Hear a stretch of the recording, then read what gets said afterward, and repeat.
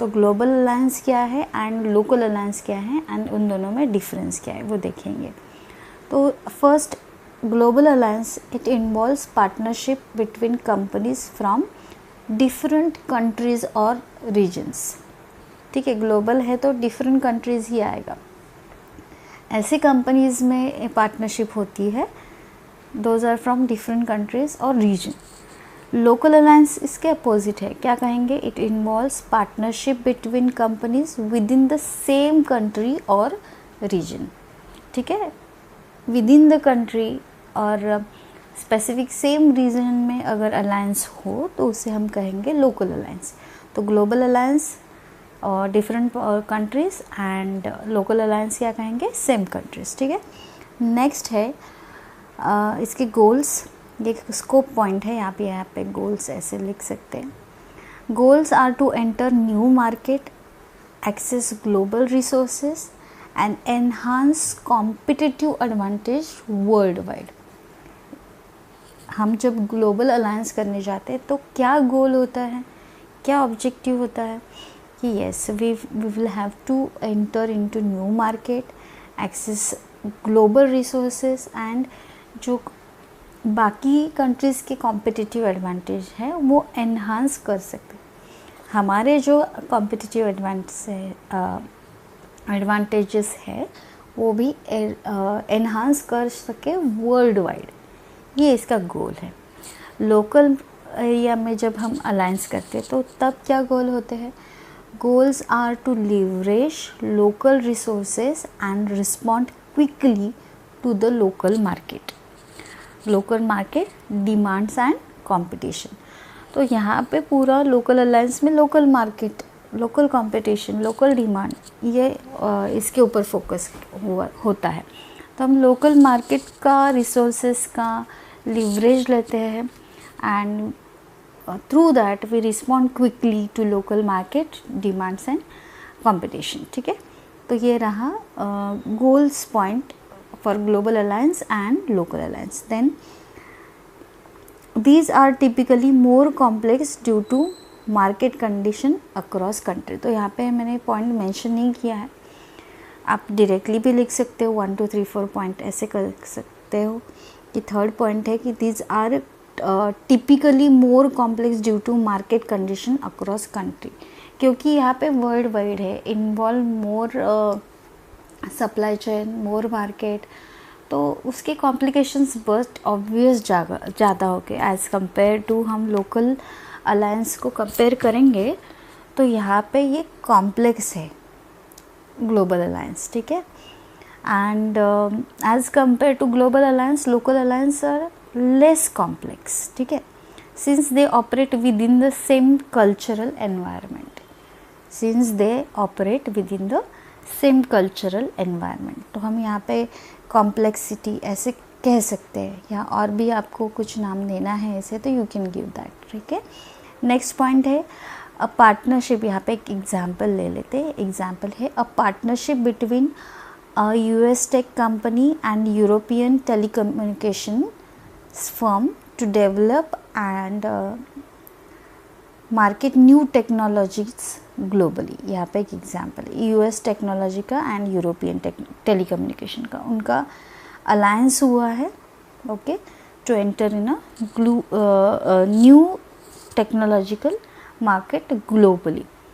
इसका एग्जांपल हम रीजनल जो चेन्स है उसके रिलेटेड दे सकते हैं। तो आप क्या करो, गूगल पे यहाँ पे एग्जांपल लोकल अलायंस का फाइंड आउट करो एंड पुट दैट एग्जाम्पल। अगर इन दोनों में डिफरेंस पूछेंगे एग्ज़ाम में तो एग्जाम्पल भी मेंशन करो। ठीक है, सो यहाँ पे एग्जाम्पल नहीं दिया है, you need to find out the example. ठीक है, सो 3 तो बेसिक पॉइंट है एंड 4th वाला एग्जाम्पल देना है आपको। नेक्स्ट वाला देखेंगे, summarize the key success factor of world class market intelligence. Summarize the key success factors of world class market intelligence। तो ये सब शॉर्टकट में यहाँ पे मैंने गिवन है। ठीक है, आपको एग्ज़ाम में थोड़ा इलेबरेट करके लिखना है क्योंकि 5 मार्क्स का है और पूरे नोट्स तो नहीं बना सकती, इसलिए पॉइंट वाइज मेंशन कर रही हूँ, लेकिन इन जो पॉइंट्स दिख रहे हैं आपको स्क्रीन पे, उसको आपको इलैबोरेट करके लिखना है एग्ज़ाम में, ठीक है। सिर्फ पॉइंट लिख के नहीं आना है, बिल्कुल मार्क्स नहीं मिलेंगे। एंड 2 आवर्स का पेपर है, दैट मीन्स आपको जहाँ पे रिक्वायरमेंट है वहाँ पे ज़्यादा लिखना पड़ेगा, और 2 मार्क्स के लिए तो 2 to 3 lines are enough, right. तो यहाँ पे हम की सक्सेस फैक्टर देखेंगे वर्ल्ड क्लास मार्केट इंटेलिजेंस के। तो फर्स्ट है analytical skill and processes to pull the data together. First, analytical skills and processes to pull the data together. Second है data resources and field resources यहाँ पे मिलते हैं। Third है the support of and access to top management यहाँ पे होता है।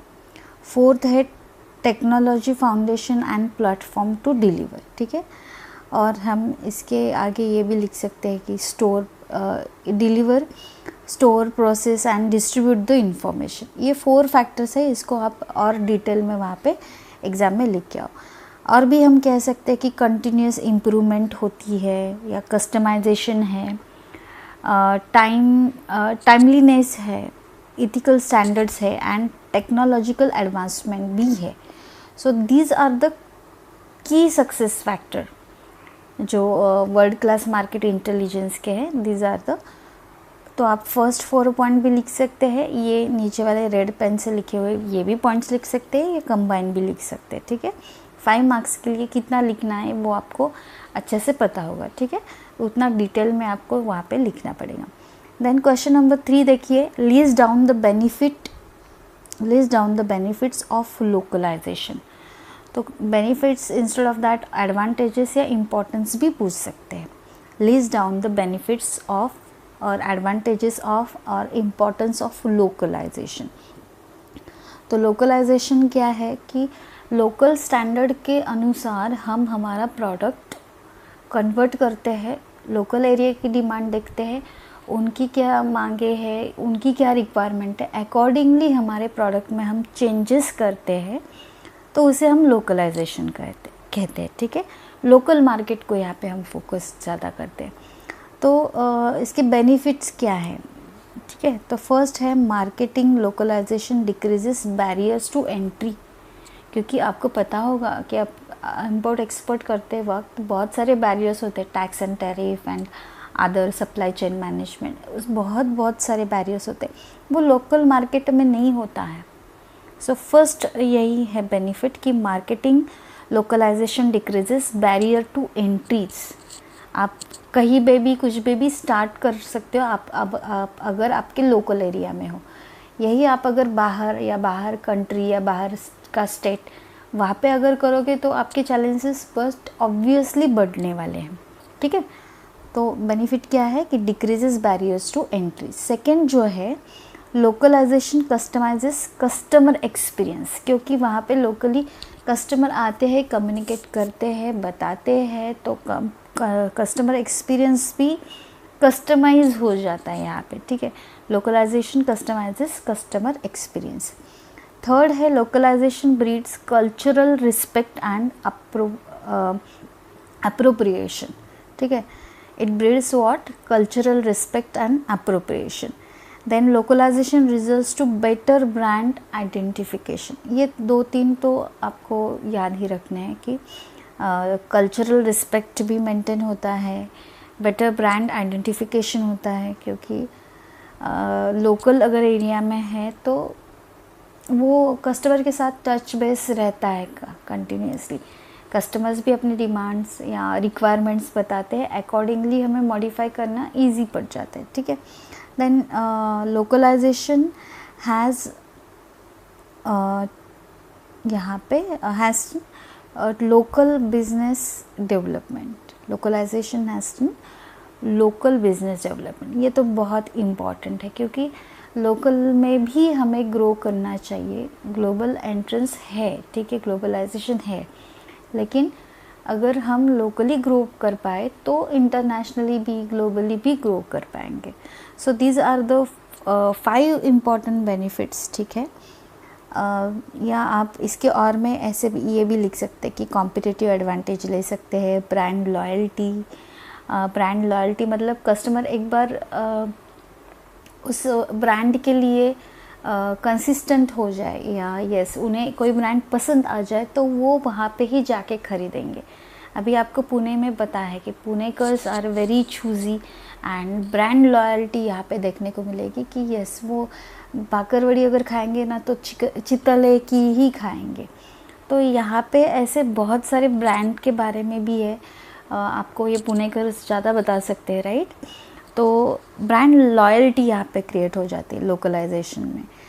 Improved SEO, increased revenue, better communication and all, ये भी फैक्टर्स है। तो ये आपके बुक में है, आपको ये देखने हैं, और उसका जो एक्सप्लेनेशन है वो डिटेल में आपको देख के जाना है एग्ज़ाम में। मैं यहाँ पे सिर्फ पॉइंट बता रही हूँ कि क्या क्या इंपॉर्टेंस पूछा जा सकता है, फिर भी आपको फॉलोअप बाकी के क्वेश्चंस का भी लेना है, ठीक है।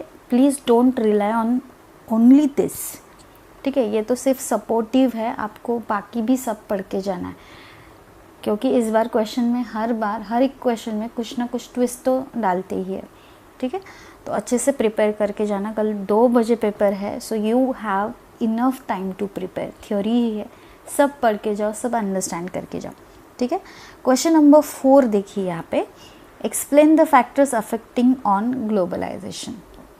कौन कौन से फैक्टर्स है, ये बहुत इंपॉर्टेंट क्वेश्चन है। Explain the factors affecting on globalisation.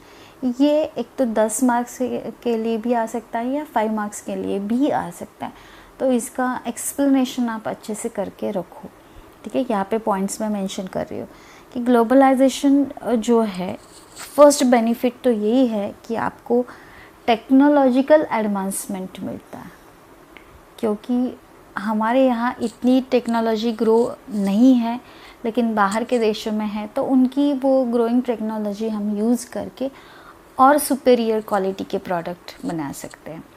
तो ये फर्स्ट जो फैक्टर है that's really affect on globalization, that is technological advancement. Second है मार्केट लिबरलाइजेशन, कि आप कहीं पे भी जाके no limit you can sell anything anywhere, okay. तो एक लिबरलाइज्ड मार्केट भी आपको मिलता है, मोनोपोली तो कहीं नहीं है, ठीक है। नेक्स्ट है ट्रांसपोर्टेशन एंड लॉजिस्टिक्स, ठीक है। ट्रांसपोर्टेशन एंड लॉजिस्टिक्स जो है ये बहुत ज़्यादा मेन रोल पार्टिसिपेट करता है, क्योंकि आप देखो अगर विलेज एरिया में से भी आपको सिटी एरिया में आना हो, फार्मर्स का एग्जांपल्स हम ले सकते हैं कि अगर उनको राइट ट्रांसपोर्ट राइट टाइम पर नहीं मिले तो ये पेरिशेबल गुड ख़राब हो जाते हैं, ठीक है। वही अगर आप outside the country import export में है, अगर ग्लोबलाइज्ड मार्केट में है, तो ट्रांसपोर्ट एंड लॉजिस्टिक ये फैक्टर तो बहुत ज़्यादा इम्पॉर्टेंट है, क्योंकि आपका सप्लाई चेन कैसा है, कितना फास्ट है, उसके ऊपर आपका सेल्स एंड एवरीथिंग मैटर करेगा, डिपेंड करेगा, ठीक है। सो थर्ड फैक्टर हम इसे कहेंगे ट्रांसपोर्टेशन और लॉजिस्टिक, या हम ऐसे भी कह सकते हैं कि supply chain, okay. Then fourth factor है मल्टीनेशनल कोऑपरेशन। बहुत सारी MNCs हैं, वो भी उनके भी बहुत इम्पॉर्टेंट रोल्स है यहाँ पे ग्लोबलाइजेशन में। तो globalization is equivalent to MNC ऐसे कहा जाता था, तो ये कुछ हद तक हम कहेंगे कि करेक्ट भी है, क्योंकि ये MNCs बहुत ज़्यादा इम्पॉर्टेंट रोल प्ले करती है ग्लोबलाइजेशन में। So these are the factors that affects the globalization. Next है economic development. Economic development ये globalization का key factor that affects the globalization है, and labor mobility 6 point. तो ये जो 6 point है, टोटल 6 point आप याद करके जाना, और इसका डिटेल में आपको यहाँ पे एक्सप्लेनेशन, मतलब एटलीस्ट हर एक पॉइंट का आपको 5 to 10 lines 5 to 6 lines at least explanation तो देना चाहिए, ठीक है। So these are all about the factors affecting on globalization. Next जो है explain the economic economies of scale and learning.